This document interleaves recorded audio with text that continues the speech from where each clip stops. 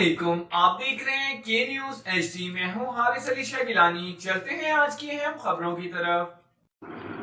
रुख करेंगे बिहाड़ी का, जहां से रिपोर्ट कर रहे हैं हमारे नुमाइंदे मोहम्मद मुख्तार सोलंकी। अताई डॉक्टर ने गरीब मेहनतकश के नौजवान बेटे को गलत इंजेक्शन लगाकर माजूर कर दिया। गरीब वालदैन 2 वक्त की रोटी से भी महरूम। मुतासरा मुदस्सिर हुसैन और भाई खिजर हयात ने प्रेस कॉन्फ्रेंस की।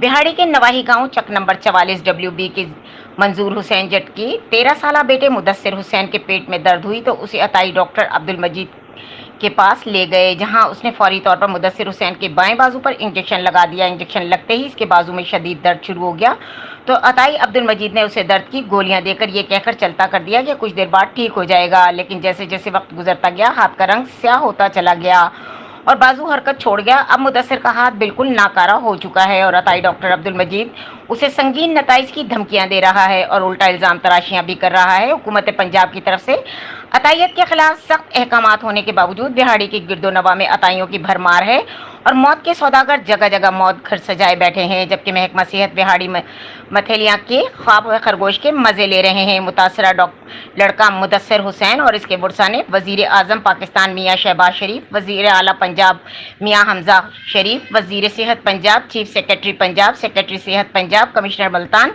और डिप्टी कमिश्नर बिहाड़ी से फौरी नोटिस लेने और इंसाफ की अपील की है। मजीद खबरों और अपडेट्स के लिए हमारे साथ रहिएगा। तब तक के लिए अपना ख्याल रखिएगा। अल्लाह हाफिज।